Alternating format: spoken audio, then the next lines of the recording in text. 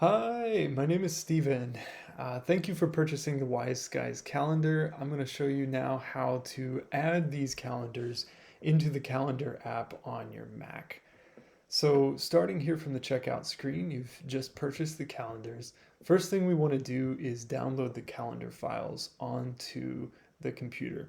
So I'm going to click the planetary button and the lunation button and the moon void of course button, and you can see it's now downloaded 3 calendar files onto my Mac. So now that I've got the files, I'm going to minimize my browser window and open up the calendar app. So in this demonstration, we don't have a connection to like a Google Calendar or an iCloud calendar. If you're using one of those, please watch the appropriate tutorial video. In this tutorial, we're simply going to add the events. I'm going to show you how to add the events to the Mac app alone, so they're just going to be on this one Mac. So you can see here in the calendar app that I have a personal and a work calendar. Yours may look different. You probably have one or more calendars over here.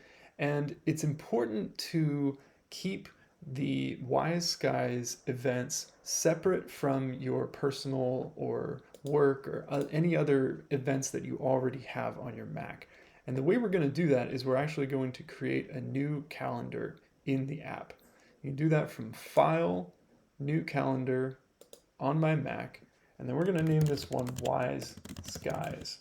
So all of the Wise Skies events are going to go into this calendar.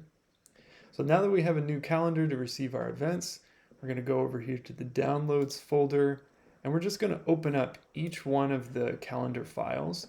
We're going to make sure that it's adding these events to the Wise Skies calendar. So we're going to select that one from the drop-down, click OK, and it's going to import the events. And so now we want to do the same thing for the other calendars. In this case, we'll do the moon void of course, adds those in, and then we're going to do the planetary calendar, adds those in. And so you can see here now that we have a Wise Skies calendar full of all of the events for the whole year 2024. And they're separate from our personal events. So if we want to, I can click this little checkbox over here on the left. I can just hide the Wise Skies events. If I don't want to see them, if I want to focus on my personal or my work events, I can just hide the Wise Skies events. Now, finally, if there's an update to the Wise Skies calendar, sometimes we add new information or correct some discrepancies if anyone points those out to us. If you find one, please email us. We can very easily delete all of the Wise Skies events by just deleting this calendar, just like so. And so that way, if we have an update, you just download the updated files, create a new calendar,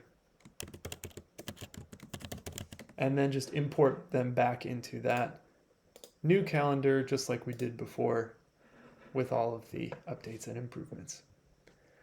Okay, so I hope that that all made sense. If you have any questions about this tutorial, feel free to email us, and we hope you have a great year. Bye-bye.